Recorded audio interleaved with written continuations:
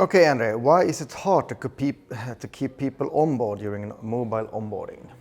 Well, mobile onboarding or any kind of onboarding usually is a long-winded and boring process.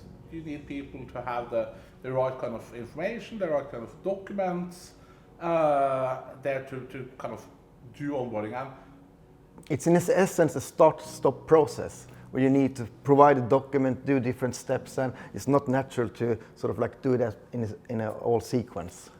exactly, and you kind of, if you want to do it in a mobile setting where the user can basically be anywhere on the bus ride home or out in a park, you need to have prepped him beforehand with what information he needs Exactly. and what documents he needs, and he might not have it with them. So you need to be able to provide a mechanism where the user can do a little part of it, get to a point of him realizing that he's lacking some information, and then at a later point pick up again and start from that point. If you end up forcing him to restart the process from the very start again, you're very likely to lose him. Yeah. And when you're doing a mobile onboarding, you might do it as sort of like coming over a service and you like to onboard to that service and you might not have all the documents. So that makes it a bit hard. Yeah. What is an authentication profile and how can it boost the conversion of the mobile onboarding? So an authentication profile means that you have already created the ID on the mobile. So that means that you have a connection to the device. You might not necessarily have a connection to the user, but at least you have a connection to the device. So that means that you have an ID there and you can basically tie the trust building to that ID, and over time that trust can be higher.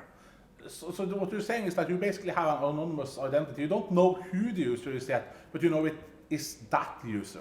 You know it's that device, and then you're going to tie that device to that specific user by building that trust over time. For example, by doing document scanning, passport scanning, and building up sort of like the level of assurance.